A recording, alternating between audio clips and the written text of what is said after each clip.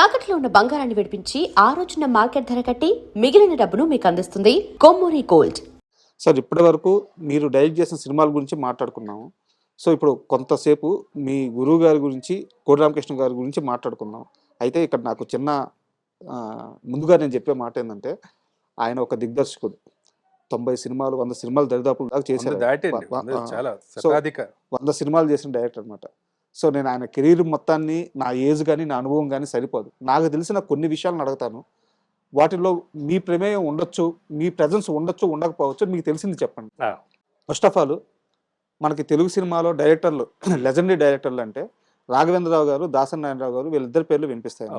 కానీ వీళ్ళిద్దరి మధ్యలో ఒక వ్యక్తి ఉన్నారు, కోడి రామకృష్ణ గారు. ఆయన 100 సినిమాలు చేశారు. వీళ్ళిద్దరూ ఎలాంటి హిట్లు ఇచ్చారో అంతే స్థాయి హిట్లు ఇచ్చారు. వీళ్ళిద్దరి నీడ వల్ల కోడి రామకృష్ణ గారికి రావాల్సినంత పేరు రాకుండా పోయిందా? అదైతే చాలా మంది అంటారండి. అది కూడా కొంతవరకు వాస్తవం. అంటే వాళ్ళ నీడని కాదండి, వాళ్ళ నీడ అనేది వాళ్ళిద్దరు నీడ చాలా పెద్దదైపోయింది ఇండస్ట్రీ. అవునవును, వాళ్ళు మరి నిజంగానే లెజెండ్స్ కదండి. ఇప్పుడు మా గురువు గారి కంటే కూడా వాళ్ళు చాలా ముందు నుంచి వాళ్ళు చాలా పెద్ద లెజెండ్స్ కదా. ఆ తర్వాత జనరేషన్ కదండి ఆయన. దాసరి గారి శిష్యుడే కదా ఆయన. కాబట్టి కాకపోతే మా గురువు గారు కూడా ఆయన గురువుకు తగ్గ శిష్యుడే. ఆయనకి అంటే ఆయనకు ముందు నుంచి కూడా దాన్ని ప్రొజెక్ట్ చేసుకోవడము లేకపోతే దాన్ని అవన్నీ ఆయనకి లేదండి.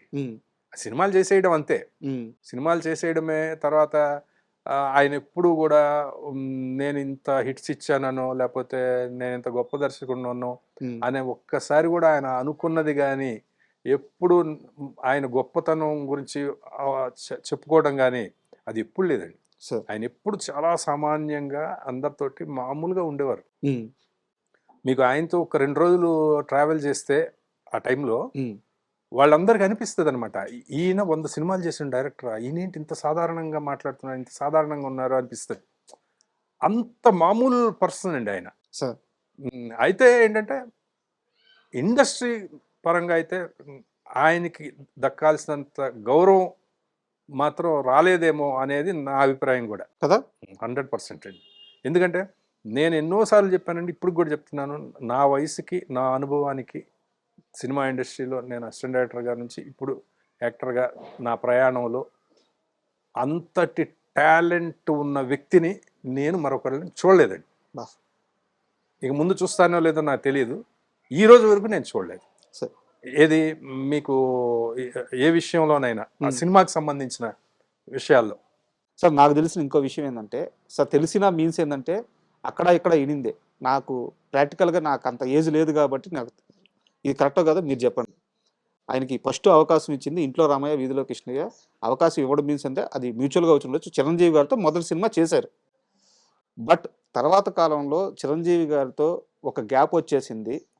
ఆ గ్యాప్ రావడంతో కోడి రామకృష్ణ గారు బాలకృష్ణ దగ్గర ఎక్కువ సినిమాలు చేసి ఆయనకి బ్లాక్ బస్టర్స్ ఇచ్చారు. సో ఇక్కడ ఒక అసోసియేషన్ ఏర్పడిపోయింది చిరంజీవి గారికి కోడి రామకృష్ణ గారికి. తర్వాత ఆ గ్యాప్ అలా చాలా రోజులు మెయింటైన్ అయ్యింది అని ఒక టాక్ ఉంది. నిజమా అబద్ధం? అది మనకు తెలియదండి యాక్చువల్గా. కాకపోతే నేను చూసింది కూడా చెప్తాను సార్.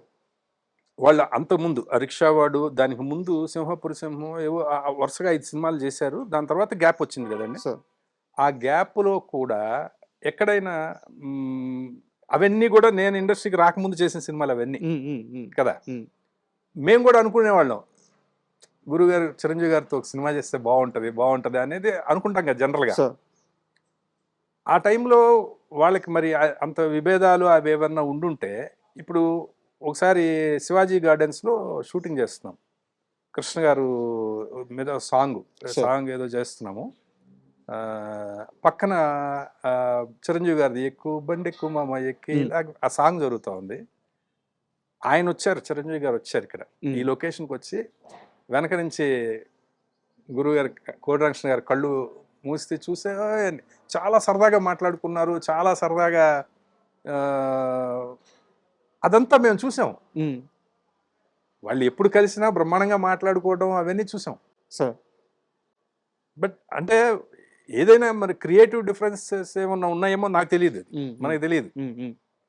కానీ మా వ్యక్తుల మధ్య విభేదాలు అయితే ఏమీ లేవండి, నాకు తెలిసి అయితే లేవు. ఉంటే మాట్లాడుకోరు కదా అలాగా, కరెక్ట్. అంత సరదాగా ఉండరు కదా. బట్ ఈ టాక్ అయితే ఉంది సార్, అంటే మీ దాకా అదే వచ్చింది. ఉండుండొచ్చు. ఆ. అదే ఇప్పుడు దాసరి గారికి, కోటి రామకృష్ణ గారికి అసలు పడదు, ఉమ్, ఇవన్నీ కూడా వినేవాళ్ళం అండి మేము అప్పుడు. ఉమ్, అసలు వాళ్ళిద్దరికి అసలు పడదు, ఈయన సినిమా తీస్తే పోటీగా ఆయన సినిమా తీస్తాడు, దాని మీద రిలీజ్ చేస్తారు, ఇట్లా మాట్లాడుకునేవారండి. సార్. కానీ ఆయన వాళ్ళ మధ్య మరి వాళ్ళు కలిసినప్పుడు అసలు ఈయనకి గురువు గారు అంటే అపరిమితమైన గౌరవం, ఉమ్, కోటి రామకృష్ణ గారికి దాసరి గారు అంటే అపరిమితమైన గౌరవం. ఉమ్, ఆయన కూడా రామకృష్ణ అని ఆయన చక్కగా మాట్లాడుకునేవాళ్ళు. ఒకసారి ఆ టైంలో ఎందుకు వచ్చిందో, భారత్ బంద్ అనే సినిమా టైంలో ఇది ఎక్కువ వచ్చిందండి. సార్ క్యాప్ టాక్ వచ్చేసి. అప్పుడు ఆయన ఒక పిక్చర్ చేస్తున్నారండి, ఆయన ఏదో మన వినోద్ కుమార్ గారితో ఒక పిక్చర్, సినిమా పేరు గుర్తు రావట్లేదు. అప్పుడు భారత్ బంద్ జరుగుతూ ఉంది. ఓకే. జరుగుతూ ఉన్నప్పుడు ఒకళ్ళొకళ్ళు మీద పోటీగా సినిమా చేస్తున్నారు అనేది ఎక్కడో వచ్చింది. మేము కూడా ఎక్కడన్నా కనిపిస్తే మిగతా డైరెక్టర్స్, అసిస్టెంట్ వాళ్ళు అడుగుతూ ఉండేవాళ్ళు, ఏంటి ఇలాగా పోటీ అంట కదా, ఇద్దరికి గొడవ అంట కదా, అది ఇదని అడుగుతూ ఉండేవాళ్ళు. మ్యాగజైన్స్లో కూడా రాశారండి. ఓకే. కొన్ని మ్యాగజైన్స్లో వాళ్ళిద్దరికి ఏదో పచ్చగడ్డ వేస్తే బగ్గుమంటుంది, ఏదో ఈ రేంజ్లో రాశారు. ఒకసారి ఇక్కడ హైదరాబాద్లోనే ఆ సినిమా షూటింగ్ జరుగుతుంది, జూబ్లీ ఒక బిల్డింగ్లో. సడన్గా దాసరి గారు వచ్చారు. ఓకే. మన మాల వేసుకొని ఉన్నారు, ఆయన బ్లాక్ డ్రెస్లో అది వచ్చారు. బ్రహ్మానందం గారు వెంట పెట్టుకొని వచ్చాడు ఆయన. వచ్చి రాగానే ఈయన సడన్గా ఇంకా లేచి వెళ్ళి కాళ్ళకి నమస్కారం చేసి, గురుగారు ఏదంటే, ఏంటి రామకృష్ణ, ఏంటి నీకు నాకేదో గొడవ అంట కదా, ఏంటి నీకు ఏమన్నా తెలుసా అని అడిగారు. అది నాకు తెలుసా ఏంటో అని చాలా సరదాగా మాట్లాడుకున్నారు. ఆయన ఉన్నంత వరకు ఈయన సిగ్గుపడుతున్నారు. ఏ తీ షార్ట్ తీ అని, ఏంటి నేను వెళ్ళేదా వరకు షార్ట్ తీవా, షార్ట్ తీ దాసరి గారు. ఈయన సిగ్గుపడుతూ, ఈయన మన బాబు మోహన్ గారు ఆ సీన్ ఏదో చేస్తున్నాం, ఆయనకంతా యాక్టింగ్ చెప్పి చూపించేది ఇది చేసిన తర్వాత ఆయన అన్నారు, రామకృష్ణ చేసిన దాంట్లో సగం చేస్తే చాలా, మీకు చాలా పెద్ద పేరు వచ్చేస్తుంది అని. అంటే అలా ఉంటారండి, బయట వచ్చేవి వస్తూ ఉంటాయి, ఇంకా అవి మరి అది ఎందుకు వస్తాయో తెలియదు మనకి. ఓకే.